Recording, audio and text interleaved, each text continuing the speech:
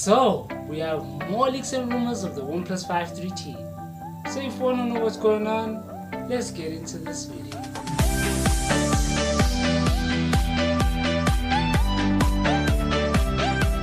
Oneplus is a company that when it started, I was a really big fan of it because of the fact that they were bringing high-end specifications in a very affordable price smartphone. Now that has changed over the years because the company has gotten bigger, they've hired more staff.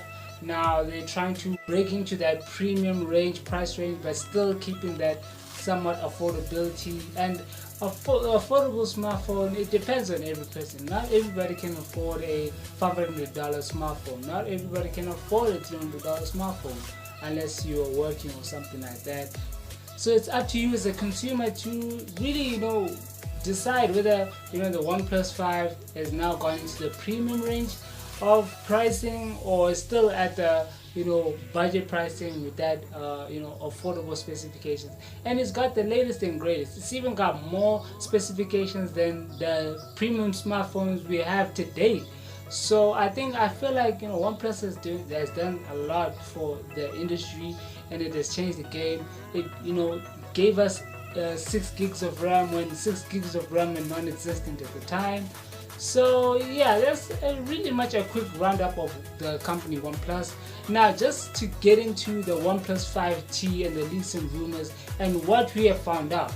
Getting into the specifications, you've got an 89 aspect ratio on this display. You've got a 6-inch display, which is a 1080p display. It's not a 2K display.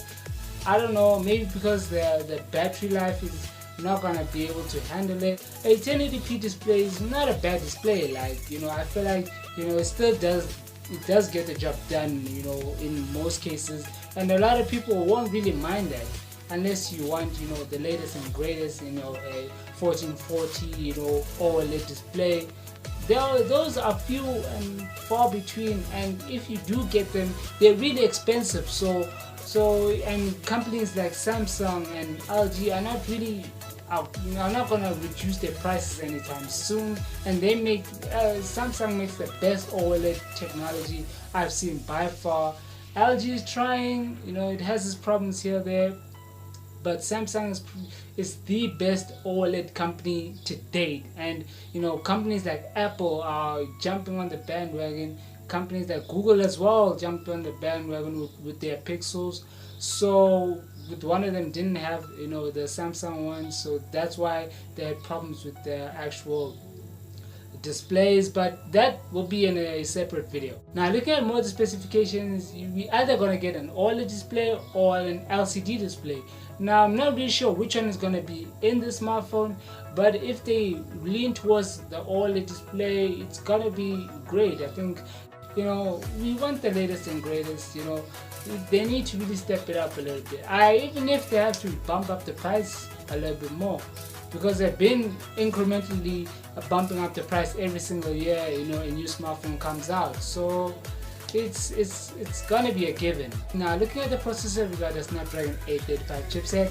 We've got 64 gigs of internal storage with 4 gigs of RAM, and you've got a 128 gigs of internal storage with probably 6 to 8 gigs of RAM. Hopefully we are hoping for that, and 4 to 6 gigs of gigabytes on a smartphone. It's decent to do multitasking and to do really heavy gaming and to do a lot of probably editing if you are an editing person that edits on the phone.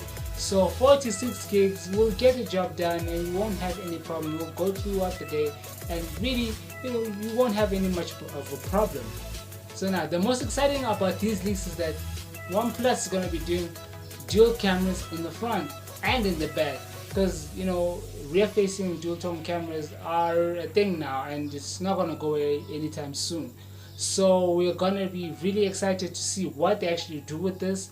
With the front facing, there's another company. I've done a video in my channel. I'll probably link it in the cards somewhere here so that you can check it out. They are doing amazing in terms of front facing dual cameras, and it's something that I think when most companies get into it, and they get wind of it, it's gonna be a thing in 2018, 2019 probably, or 2020.